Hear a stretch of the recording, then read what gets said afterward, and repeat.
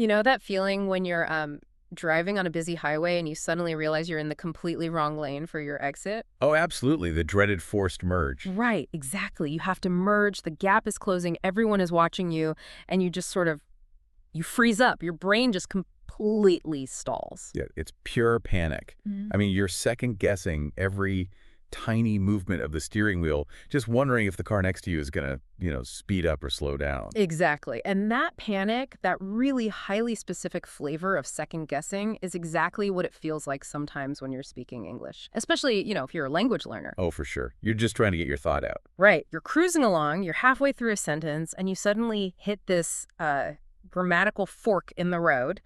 You ask yourself, wait, do I say I will or I am going to? Or the classic, is it I have or I've got? Yes. And you freeze, the conversational gap closes, and the moment is just gone. And the tricky thing there is, if you choose the wrong path, the sentence usually still kind of works. Yeah. Like, people will probably still understand you. Yeah, they get the gist. Exactly. But the underlying meaning shifts in this very subtle, almost invisible way that it can completely change the tone of what you're trying to actually say. Which is exactly why we are here today. So welcome to the deep dive. Our mission today is to completely demystify some of the most confusing yet absolutely essential grammar logic in the English language. It's going to be a fun one. It really is. We've been poring over a stack of expert linguistic materials focused on time, actions, and possession. So if you've ever stopped mid-sentence to wonder about these tiny structural choices, well, this deep dive is going to give you the ultimate shortcut to speaking with real confidence. We're going to clear up that highway for you. I love that. And what I find so compelling about this topic is that we so often treat grammar like it's just this set of arbitrary, punishing rules to memorize, like a test you have to pass. Yeah, like math equations or something. Right. But it really isn't. Grammar is just a reflection of how we logically organize the world around us. So these rules we're looking at today, they're actually just incredibly precise tools for, expressing human intention and timing. Okay, well, let's test that theory then, because I want to start by looking forward. Like, how do we logically plan the future? Okay, let's do it. Because English gives us two main options that trip up almost everyone, right? Will and going to. And to me and to a lot of people, they seem completely interchangeable. They really do seem that way. I mean, if I say, I will eat lunch or I am going to eat lunch, isn't that literally the exact same thing? On the surface, yeah, it feels like it. But there is a core logical difference, and it is entirely based on a single factor. It's about when the decision was made in your mind. Right, when the decision was made. Exactly. It's the difference between a totally spontaneous reaction and a pre-existing plan. Okay, spontaneous reaction. Yeah. Let's put this into a real-world scenario. Let's talk about that classic George's situation we were looking at in the source materials earlier. Right. Let's set the scene. So imagine you walk into your kitchen and your roommate says, "Hey, George phoned while you were out." Okay, so this is brand new information to me. I didn't know he called. Exactly. You had no plans regarding George at all. So in that exact fraction of a second, you make a decision to act. You say, "Okay, I'll phone him back." Ah, so I use will. I will phone him back. Yes, you use will for that instant decision. It's an offer, maybe a promise, but it's a spontaneous choice made at the exact moment of speaking. Okay, I follow that. But what if I already knew? Let's rewind the tape. Same kitchen, same roommate.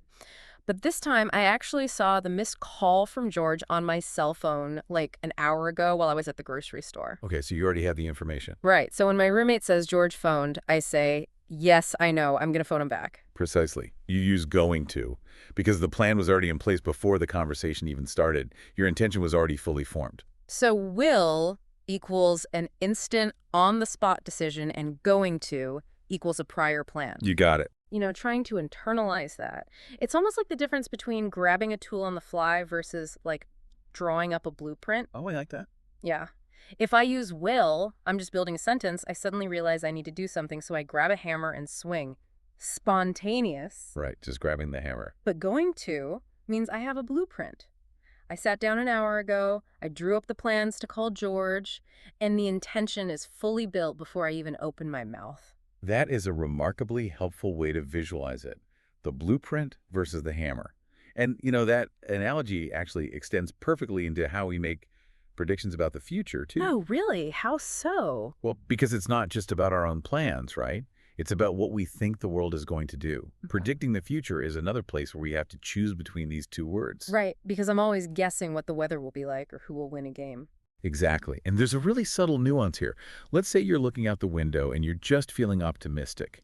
You use will when you are making a general prediction based mostly on your own internal opinion. Like a gut feeling. Yeah, your gut feeling or general knowledge. You say, I think the weather will be nice later. There's no hard proof. It's just a feeling in your head. Okay, but what if I walk outside and I look up and the sky is just bruised with these massive, heavy, dark black clouds? I mean, I wouldn't say it will rain, would I? No, you'd probably point and say, look at those black clouds. It is going to rain. Ah, because I have evidence. Exactly. You have physical evidence right in front of you in the present moment.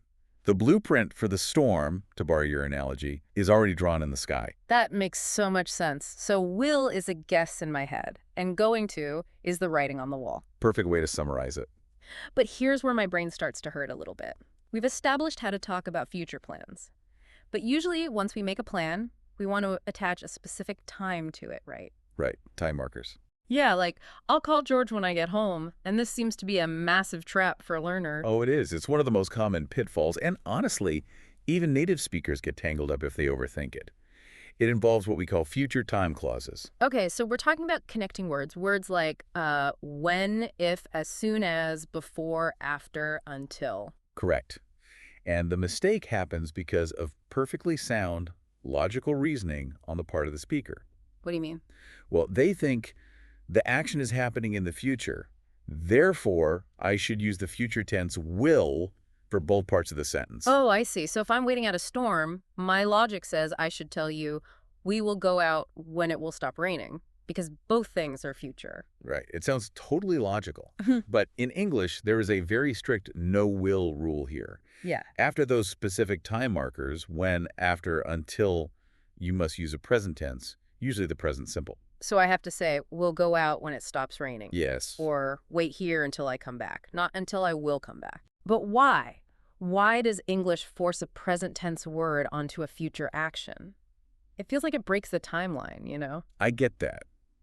But think of it this way. The time word itself, like when or until, is already doing the heavy lifting. It acts as an anchor, throwing a hook into the future. Okay. Because you've already established you're talking about the future with the first part of your sentence. We will go out.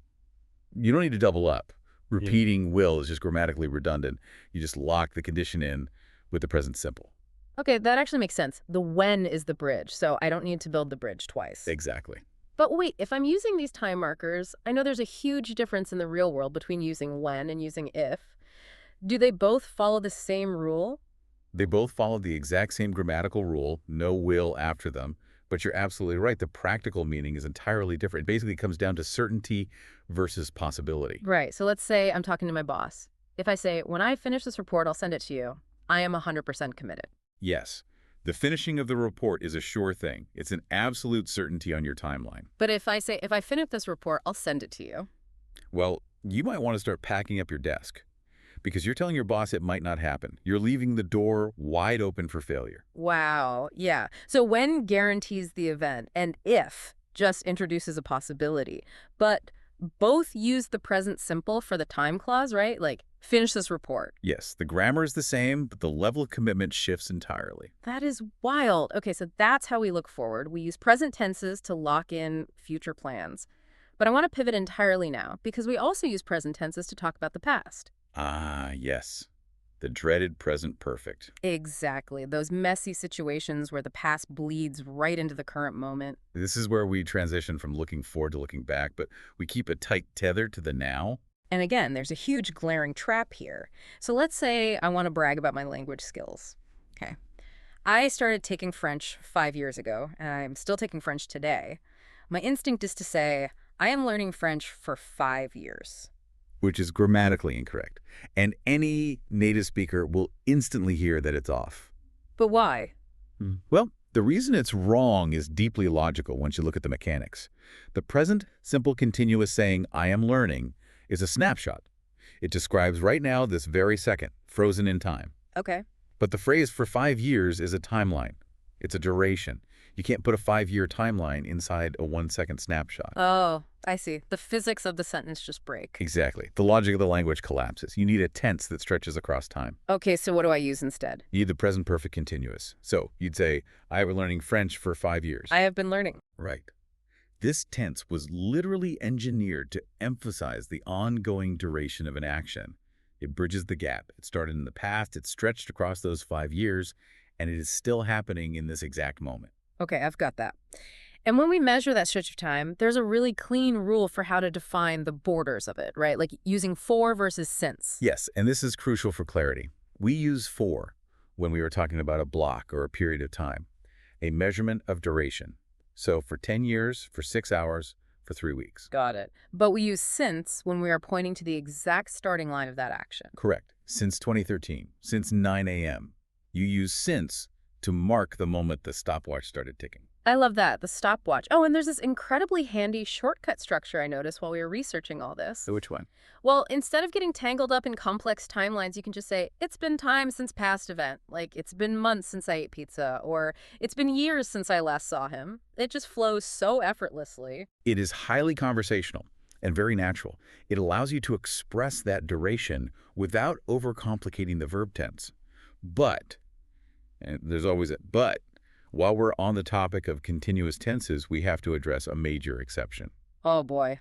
Okay, bring on the twist. I'm ready. Well, we've been talking about actions, right? Yeah. Raining, waiting, learning French. These are dynamic physical activities you can actively do and be in the middle of doing. Yeah, that makes sense. But what if the action isn't physical activity at all? What if it's an internal state? You're talking about state verbs. Words like, like love, believe, understand, own. Precisely. And the rule is that state verbs are almost never continuous. You cannot use the ing form for a duration. You must use the present perfect simple. Okay, wait, let me challenge this. Because if the rule is that I use the continuous ing form for something that started in the past and is still ongoing, well, I met my wife 10 years ago and I still know her today. It is ongoing. Sure. So why is it illegal for me to say I have been knowing my wife for 10 years? Because knowing is not an activity. You are actively, dynamically performing. You aren't putting effort into the process of knowing her right now. It is simply a fact of your reality. Okay, I think I get it. It's like a light switch. That's how I visualize state verbs. They're either on or off. Oh, it's good. Right. You either know someone or you don't. You either believe a fact or you don't. You can't be in the active process of knowing someone in a grammatical sense. Once the switch is flipped, the state just exists. So you can't be knowing her for 10 years. You just have known her. That light switch analogy is absolutely perfect. It really highlights the fundamental difference between a dynamic action, which has a process, a beginning, middle, and end, and a static reality. The switch is on. You have known her. Which brings us perfectly to the ultimate state verb. The absolute boss of state verbs. The word that causes more headaches than almost any other in English. Let me guess. The verb have. Exactly. The many, many hats of have. Because it does so many different jobs, it is a source of constant confusion. It really is an incredibly versatile verb. Let's quickly review the absolute basics before we get into the really weird stuff with it. Very well. So in the present tense, it splits based on the subject. We use has for the third person singular. He, she, it. Like he has a new job. Or the computer has an update. Right. And we use have for I, you, we, they, and plurals. I have 2 brothers. We have a meeting.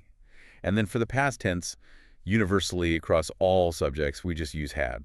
I had a dog when I was a child. Okay, simple enough. The basics are solid. But here is the massive point of confusion, and honestly, even native speakers do this without realizing there are actual rules governing it. Oh, I know where you're going. What is the deal with have versus have got? Yes. This is where the language gets a bit messy on the surface. But there is a strict, undeniable logic, if you look closely. Okay, lay it on me. When we are talking about possession, so owning physical things, family relationships, or physical features, have and have got mean the exact same thing. Wait, exactly the same. So I have a new car is identical to I've got a new car. Identical in meaning, completely interchangeable for possession. Have got is just the more informal conversational version. It's what you hear in a coffee shop or on the street. It gives the sentence a slightly different rhythm, right? A bit more casual weight. Exactly. But there is a massive trap here with contractions. Oh, right. You can contract have got. You can say I've got a sister. But you can never contract have all by itself for possession. You can never, ever say, I have a sister. You really can't. I mean, I have a sister sounds like you've just stepped out of a 19th century Charles Dickens novel. Right. Please, sir, I have a sister. Exactly. In modern conversational English, it is jarringly incorrect. If you want to use the contraction I've, it must be followed by got to anchor it. Otherwise, you must say the full word, I have a sister. Okay, so that's possession, owning things. The light switch is on, I own the car. But you mentioned have wears many hats. What if have is an action? This is the critical distinction. Have isn't always a static state verb. We frequently use it to describe dynamic activities like have breakfast, have a shower, have a party. Have a good time. Exactly. And the rule is, when have is an action, you absolutely cannot use have got. Okay, this is blowing my mind a little bit, but it makes total sense when you break it down. So if I say, I've got some sandwiches, that is possession. I own them. They are sitting right here in my backpack. I've got them. Right.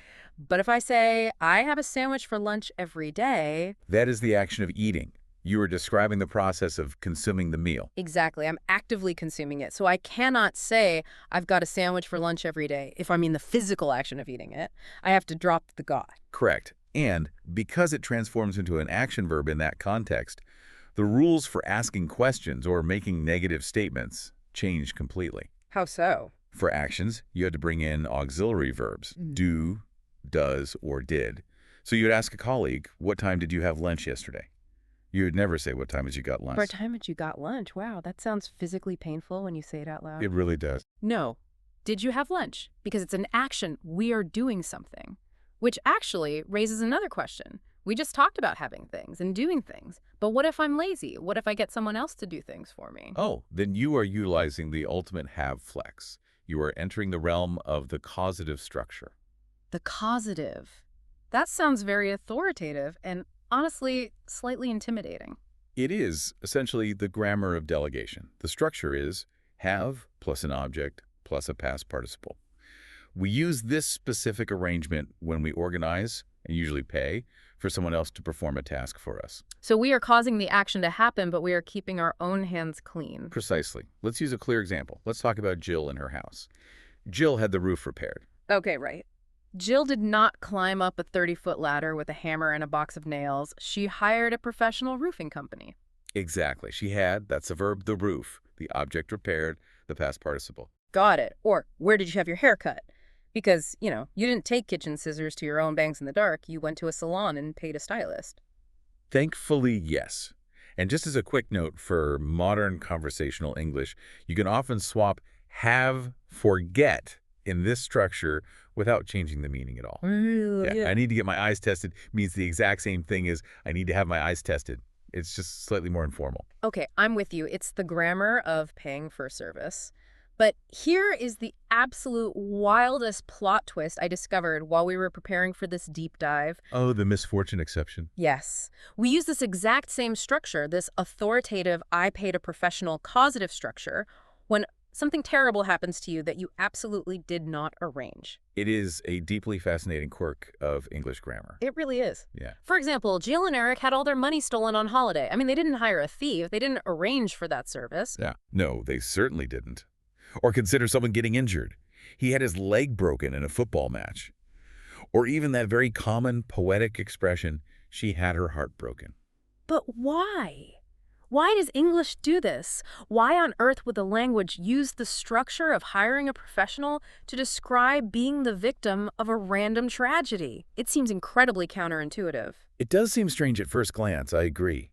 But if we connect this to the deeper psychology of the language, it's really about shifting the spotlight. Shifting the spotlight. How?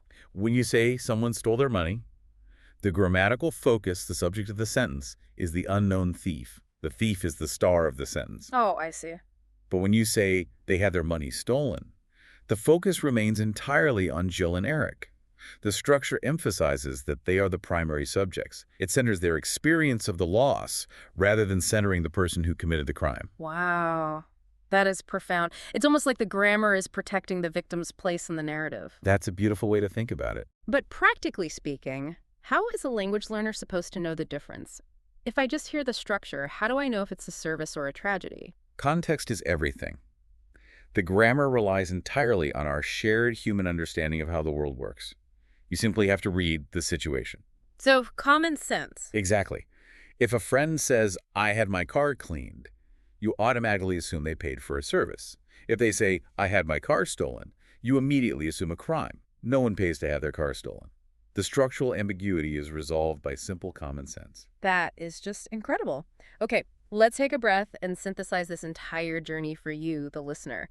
We started with that feeling of panic, that mid-sentence freeze on the grammatical highway. The dreaded merge. The dreaded merge. And what we've discovered is that these rules aren't just invisible traps designed to make you fail a speaking test.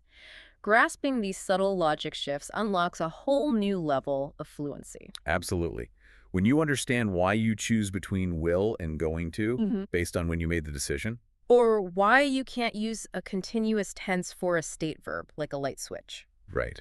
When you understand those things, the language stops being a puzzle to memorize and starts being a tool you can wield. Exactly. It gives you the blueprint to speak with true clarity. But before we let you go, I want to leave you with one final, slightly mind-bending thought to ponder. Oh, I love these. Back when we were discussing the many hats of the verb have, there was a little detail about making wishes that really caught my eye in the materials. Oh, yes. The present wish structure. It's quite unique. Right. If you want to express a deep desire for something you want right now, in this exact moment, you have to use the past tense. Had. Yes. Like saying, I wish I had $1 million. You are talking about your reality in this exact current moment. You don't have the money. You want it now. But you use the past tense verb had to express that present desire. Why? If we use the past tense to describe a present fantasy, how does that reflect the way we conceptualize time and reality? Why does the English language push our present dreams into the past tense to signify that they aren't real yet? It's a great question. Is it because the past is fixed and unchangeable, and our impossible dreams feel equally out of reach? It's a grammatical, philosophical puzzle, just something for you to mull over the next time you're stuck in traffic, trying to merge, and wishing you had a flying car. Thank you so much for joining us on this deep dive into the hidden logic of English. Keep questioning the rules, and we'll catch you next time.